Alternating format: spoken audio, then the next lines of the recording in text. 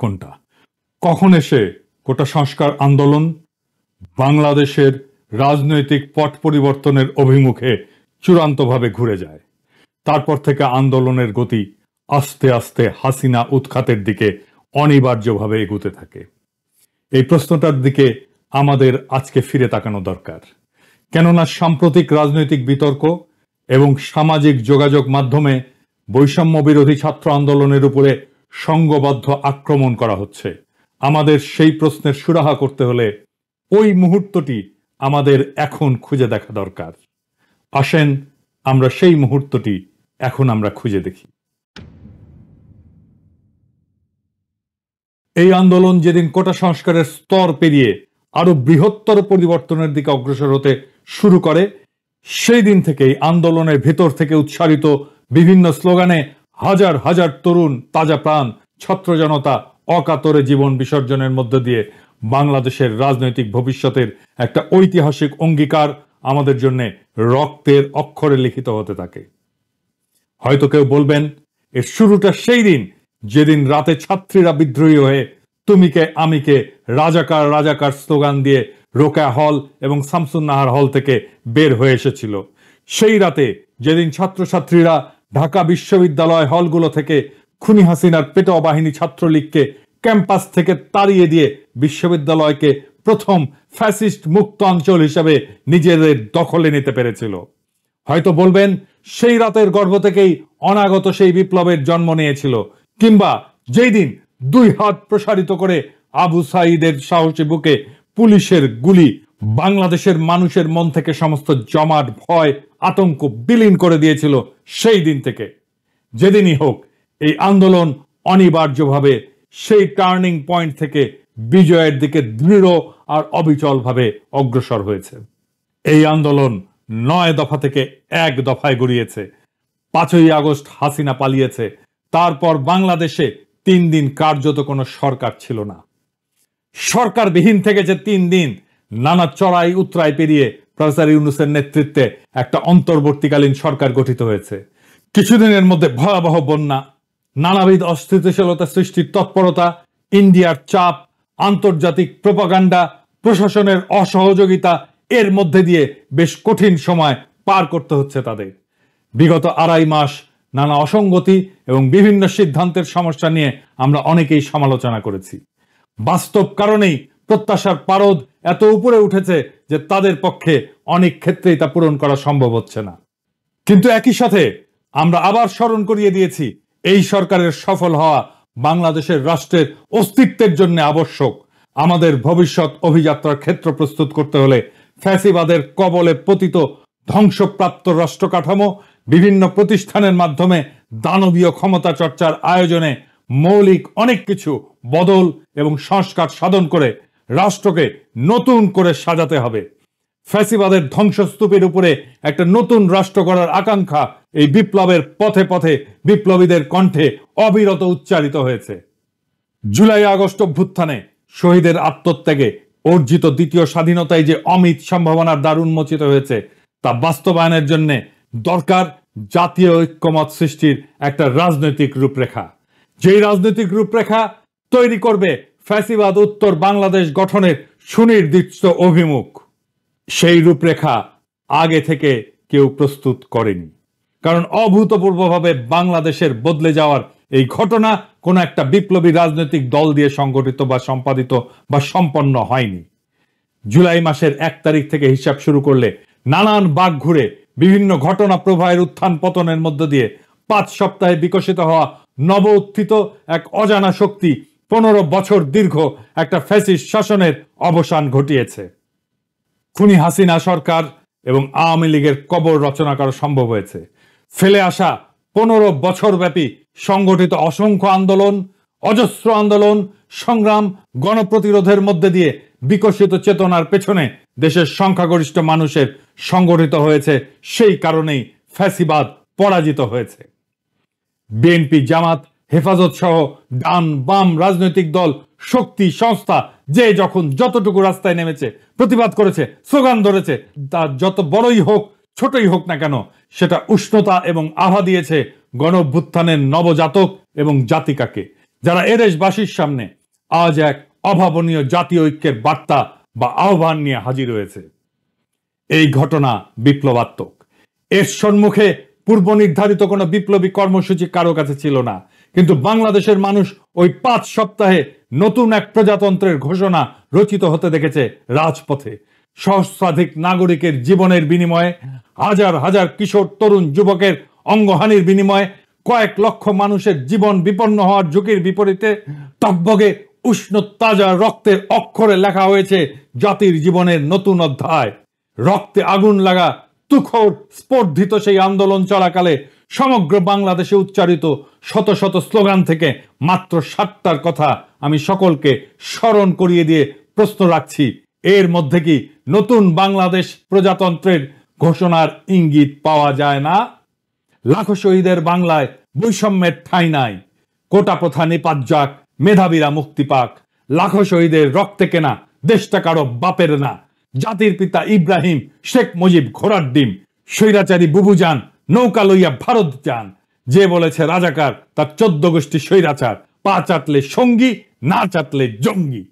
জাতির জীবনে এত বড় দিক পরিবর্তনকারী ঘটনার পরেও যারা মহাজাগরণের নবজামানার দিশা পায় না, তারা অন্ধ, বধির এবং অচল।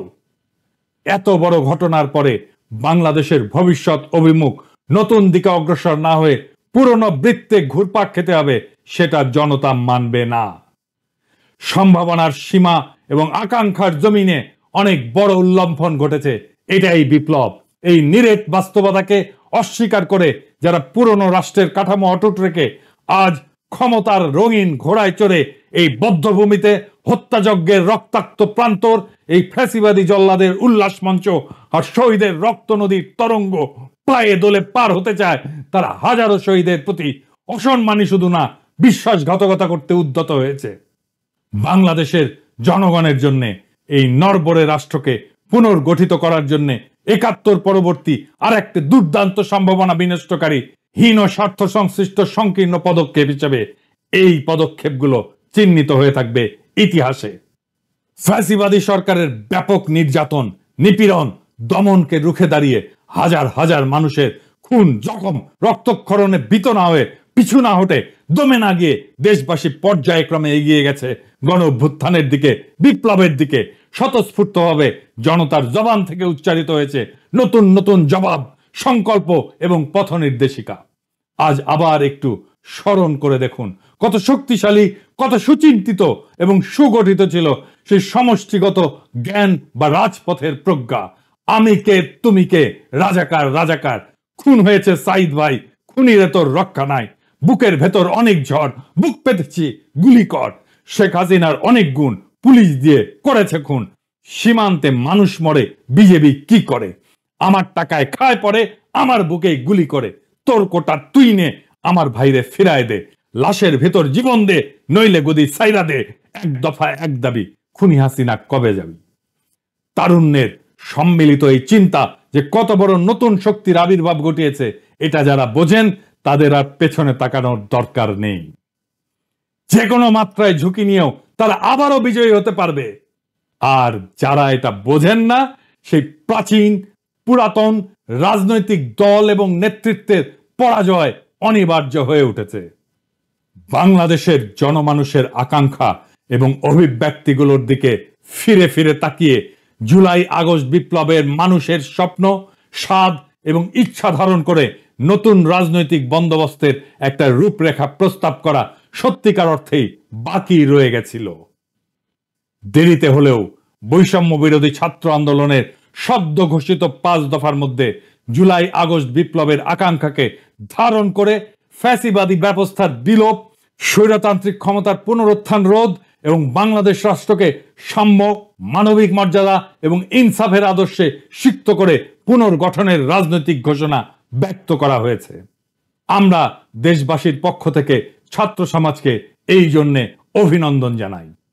22 অক্টোবর ঘোষিত ছাত্র জনতার 5 দফা দাবির মধ্যে ছাত্রলীগকে সন্ত্রাসী সংগঠন হিসেবে নিষিদ্ধ করার দ্বিতীয় দফাটি ইতিমধ্যেই পূরণ এবং বাস্তবায়িত হয়েছে। ৭১-এর মুক্তিযুদ্ধের মধ্যে দিয়ে বাংলাদেশ থেকে পাকিস্তান যেভাবে প্রত্যাখ্যাত, খারিজ বা চিরতরে নিষিদ্ধ হয়ে গেছে, সেভাবে গত 15 বছর খুনি হাসিনার ফ্যাসিবাদী শাসনের বিরুদ্ধে জনগণের সংগ্রামের মধ্য দিয়ে, বিপ্লব বিজয়ের মধ্য দিয়ে অর্জিত বিজয়ের ফলে আওয়ামী লীগ, ছাত্রলীগ, যুবলীগ সহ তাদের সকল সংগঠন, সংস্থা, জোট কার্যত নিষিদ্ধ হয়ে গেছে। এখন অবস্থিত সরকারের কর্তব্য হচ্ছে এর আইনগত ভিত্তি তৈরি করা। যেভাবে ছাত্রলীগ নিষিদ্ধের আইনগত ভিত্তি তৈরি করেছেন, বাকিগুলোর ভিত্তিও আপনারা তৈরি করবেন এবং বাস্তবে তার প্রয়োগ ঘটাবেন। বৈষম্য বিরোধী ছাত্র আন্দোলনের পঞ্চম দাবিটি আগামীকালই পূরণ করা সম্ভব। এখনো কেন বিগত 3টি নির্বাচন, 2014-এর ফাঁকা মাঠের নির্বাচন, 2018-র নৈশ ভোটের নির্বাচন, 2024-এর দামি নির্বাচন, এই সংসদ নির্বাচনকে কেন অবৈধ ঘোষণা করা হচ্ছে না? এই বিলম্বের কারণ একেবারেই বোধগম্য নয়। এই 3টি নির্বাচনে যারা বিভিন্নভাবে অংশ করে জাতির সাথে বেইমানি করেছেন এবং রাষ্ট্রের হাজার হাজার কোটি টাকা বিনষ্ট করেছেন, তাদের সকলকে অবশ্যই শাস্তি পেতে হবে। ফ্যাসিবাদী মুজিববাদী সংবিধানের রাষ্ট্রপতি চুপ্পুকে এই সপ্তাহের মধ্যে পদচ্যুত করার যেই দাবিটি এখন ছাত্রদের তুলতে হলো, তা প্রারম্ভেই বাস্তবায়ন করা ছিল রাজনীতিক এবং সংশ্লিষ্ট শিক্ষকদের কর্তব্য। এই দায়িত্বটুকু পালন করার কথা যথাসময়ে যাদের মনে থাকে না, তারাই গত 53 বছর ধরে বিভিন্ন পর্যায়ে একইভাবে বাংলাদেশ পরিচালনা করেছেন। কখনো ক্ষমতার মসনদে বসে, কখনো বিরোধী দলে অবস্থান নিয়ে। এরা অভিন্ন স্বার্থের অল্প বৈধ, স্বল্প অবৈধ নানান ভাগ বাটোয়ারার অংশীদার। বিচারক হিসাবে পুরা চাকরি জীবনে যেই বিচারক ঘুষ না নিয়ে একটা রায়ও লেখেনি, সেই আমাদের রাষ্ট্রপতি। ছি ছি, কি লজ্জা! সেই রাষ্ট্রপতি নামের কুলাঙ্গার, নির্বীর্য, শক্তিহীন, তাই সে থাকুক। এই আবদার, এই যুক্তি যারা দেয়, তারা কি ভুলে গেছেন শহীদারা যে বীরত্ব দিয়ে জাতির মাথা উঁচু করে দিয়ে গেছেন হিমালয়ের মতো? সেই শিরকে, সেই মস্তককে আপনি মর্যাদা শেখাচ্ছেন না, শেখাচ্ছেন সুবিধাবাদ। সেই উন্নত শিরকে আপনি ধুলায় মিশিয়ে দিচ্ছেন, শেখাচ্ছেন চুপ্পু যেহেতু শক্তিহীন, তাই তাকে দিয়ে কাজ করিয়ে নাও। ও ঘুষ ছাড়া একটা রায় লেখেনি। 2টা রাষ্ট্রে তার বিপুল সম্পদ। তার রাষ্ট্রপতি হওয়ার শুধু নৈতিক নয়, আইনি ভিত্তিও নাই। তাকে ডিস্টার্ব দেওয়া যাবে না। এই আবদার যারা করেন, তারা আগামী প্রজন্মকে কি শেখাচ্ছেন? তারা বাংলাদেশকে কোথায় নিয়ে যেতে চান? এই পথটাও সে বাগিয়েছে সংবিধান লঙ্ঘন করে। সাংবিধানিক পদের দায়িত্ব শেষে সবকিছু অগ্রাহ্য করে জুটিয়েছিলেন লাভজনক পদের চাকরি, তাও নিকৃষ্ট লুটেরা এস আলমের দখলকৃত ইসলামী ব্যাংকে চাকরি। এরপর আর এক ধাপ গিয়ে আবার দেশের সর্বোচ্চ সাংবিধানিক পদ রাষ্ট্রপতির আসনে বসছেন। আমারও প্রশ্ন, এমন একটা দাগী অপরাধীকে কেন পুষতে হবে এই বদলে যাওয়া বাংলাদেশকে? আপনারা উদ্দীপ্ত ছাত্র জনতাকে, যারা রক্ত দিয়ে স্বাধীনতা কিনেছে, তাদের শেখাচ্ছেন চুপ্পুকে মেনে নিতে হবে। ওরা মানবে? কখনো মানবে না। ছাত্রদের চতুর্থ দাবিটি সবচেয়ে গুরুত্বপূর্ণ। 5ই আগস্ট বা 36শে জুলাইতে যে প্রোক্লেমেশন অফ রিপাবলিক বা প্রজাতন্ত্রের ঘোষণা করাটা জরুরি ছিল, সেটা না করা ভুল হয়েছে, কিন্তু বিলম্ব করাটা অপরাধ হবে। উপরন্ত যে সুযোগ এখনো হাতছাড়া হয়নি, সেই শুভ কর্মটি সম্পাদন করতে দেরি করা হচ্ছে কেন? মুজিববাদের সংবিধান অর্থাৎ 72-এর যে জঞ্জালটি বাতিল করে দিয়ে নতুন করে দেশের জন্য একটা গঠনতন্ত্র লেখার তাদের প্রথম দাবিটি খুবই যৌক্তিক।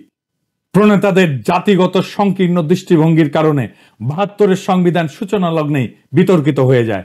উপরন্ত শুরুতেই এতে দেশের জনগণের কোনো অংশগ্রহণ বা এর সাথে কোনো সম্পর্ক ছিল না।